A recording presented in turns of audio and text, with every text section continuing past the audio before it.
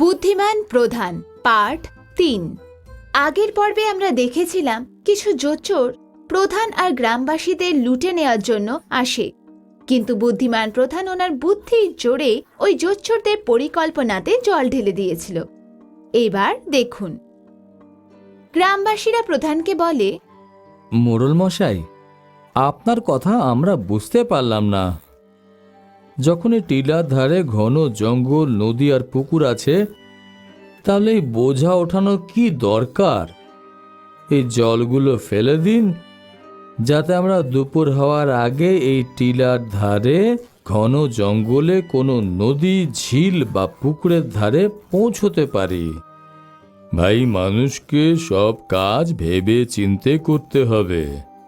জানো ওই লোকগুলো কারা ছিল?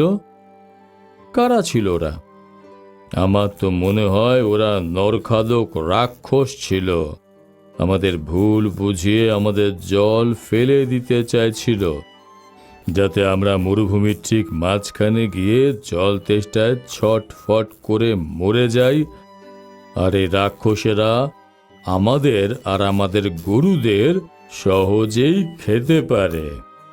কিন্তু মোড়ল মশাই, ওরা তো বলছিল ওই টিলার পেছনে ঘন জঙ্গল আছে, নদী আছে, পুকুর আছে, ঝিল আছে, আর ওখানে বৃষ্টিও হচ্ছে। সব মিথ্যে কথা। এই মরুভূমিকে আমি ভালো করে চিনি। ঘন জঙ্গল তো দূরের কথা, একটা ছোট গাছও তুমি দেখতে পাবে না। কিন্তু মোড়ল মশাই, ওদের ওই ভেজা জামা কাপড়? আমি বললাম তো, মানুষকে মেরে ফেলার জন্য ওদের এটা চাল ছিল। এখন চলো, গাড়িতে ওঠো, আর একটা কথা ভালো করে মাথায় ঢুকিয়ে নাও, যে জলের সাহায্যেই আমাদের লম্বা চওড়া মরুভূমি পার করতে হবে। এই টিলার ওপারে ঘন জঙ্গলের পরিবর্তে তুমি দূর দূরান্ত অবধি শুধু মরুভূমিই পাবে। সবাই যে যার গাড়িতে উঠে বসে পড়ে। তারপর ওরা সামনে এগিয়ে যেতে থাকে। যাই বলো, আমি ওই বুড়ো প্রধানের কথাটা মানতে পারছি না যে ওরা নরখাদক রাক্ষস ছিল। টিলার কতই বা দূরে আছে, যদি ওগুলো পার করার পরেও জঙ্গল না দেখতে পাই, তাহলে তো মানতেই হবে যে বুড়ো প্রধানের কথা একেবারেই ঠিক, আর জল না ফেলে দিয়ে উনি একদম ঠিক কাজ করেছেন। আমি তাও বলবো যে আমরা যুবক ছেলেদের সাথে না গিয়ে বোকামো করেছি। আরে কি ভাই, এখানে গাড়ি, মানুষ আর জানোয়ারের হাড়গোড়ের স্তূপ কিভাবে পড়ে আছে? দেখে তো মনে হচ্ছে এগুলো যুবকদের দলের গরুর হাড়গুলি। তাহলে তো নিশ্চিতভাবে ওগুলো ওই দলে থাকা যুবকদের আর ওদের গরুদেরই হাড়গোড় হবে। কিছুক্ষণ বাদে গরুর গাড়িগুলো ওই হাড়গোড়ের স্তূপের কাছে গিয়ে দাঁড়িয়ে পড়ল। মোড়ল মশাই, দেখে তো মনে হচ্ছে এটা ওই দলেরই গাড়ি, যারা আমাদের আগে আগে রওনা দিয়েছিল। হ্যাঁ ভাই, এই গাড়িগুলো ওই দলেরই, আর এই হাড়গোড়ের স্তূপ ওই দলেরই অভাগা মানুষদের আর গরুদের হাড়গোড়ের স্তূপ। ওই নরখাদক রাক্ষসরাই ওদেরকে মেরেছে হয়তো। কিন্তু হাড়গোড়ের স্তূপ আর এখানে পড়ে থাকা রক্ত দেখে মনে হচ্ছে ওই দলটা দুদিন আগেই এখানে এসেছিল হয়তো। ওই নরখাদক রাক্ষসেরা ওই লোকগুলোর সাথেও হয়তো এমন কোনো চাল চেলেছিল যেমনটা আমাদের সাথে করতে চেয়েছিল। হতে পারে ওই রাক্ষসেরা ওদেরকে ভুল বুঝিয়ে ওদের দলে ঢুকে পড়েছিল, আর রাত্রে যখন ঘুমাচ্ছিল রাক্ষসরা ওদের সবাইকে মেরে ফেলেছে হয়তো। হ্যাঁ, এটাও হতে পারে। তাহলে এই পাহাড়ের পেছনে এই ছিল ঘন সবুজ জঙ্গল, নদী আর পুকুর, ঝিল, এখানে মুষলধারে বৃষ্টিও হচ্ছিল। মোড়ল মশাই, আমাকে ক্ষমা করে দিন। আপনি বাস্তবে খুবই দূরদর্শী আর বুদ্ধিমান মানুষ।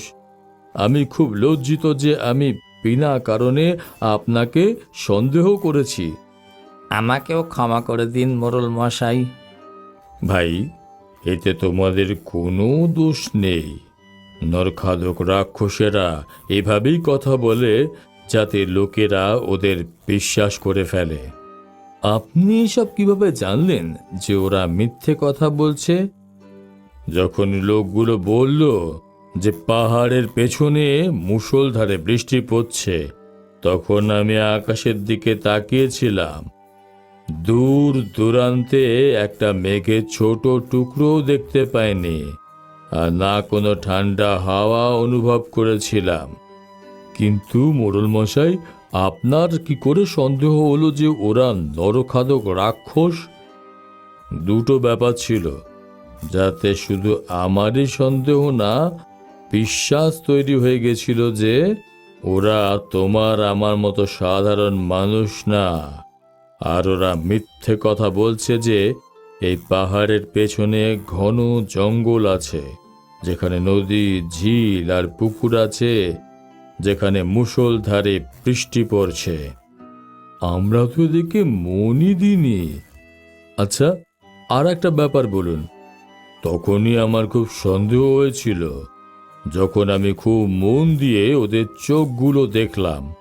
ওদের চোখগুলো আমাদের মতন ছিল না, ওদের চোখগুলো রাক্ষসদের মতো ছিল, গভীর, সূক্ষ্ম আর চকচকে ছিল। ওই দেখো, ওদের গাড়ি যাচ্ছে, ওদের সাজগোজ দেখো। দেখো, ওরা কি আমাদের মতো সাধারণ মানুষ বলে মনে হচ্ছে? হে ভগবান! ওই দেখো, ওরা ওই পাহাড়ে উঠে আমাদেরকে দেখছে আর পস্তাচ্ছে হয়তো যে ওদের চাল কাজে এলো না। ওই রাক্ষসেরা আমাদের বিভ্রান্ত করার অনেক চেষ্টা করেছিল। ওরা ভেবেছিল যে আমরা কথা মেনে নেব, সব জল ফেলে দেব। আমি তো তোমাদেরকে আগেই বুঝিয়েছিলাম যে আমাদের মোড়ল মশাই খুবই দূরদর্শী আর বুদ্ধিমান। উনি যতক্ষণ থাকবেন আমাদের কোনো বিপদ হবে না। যদি আমরা যুবকদের দলের সাথে চলে যেতাম, তাহলে স্তূপের মধ্যে আমাদেরও হাড়গোড় পড়ে থাকতো। নরখাদক রাক্ষসীরা পাহাড়ের ওপর থেকে ওদের দেখছিল। চলো, ফিরে চলো। এই দলের বুড়ো প্রধান খুবই বুদ্ধিমান আর চালাক। আমাদের কথায় ওরা বিন্দুমাত্র বিশ্বাস করেনি। তো বন্ধুরা, এরকম আরো গল্প দেখার জন্য আমাদের চ্যানেল সাবস্ক্রাইব করুন আর বেল আইকন প্রেস করুন, যাতে আপনারা কোনো গল্প মিস না করেন। পরের গল্পে দেখা হবে। Bye bye.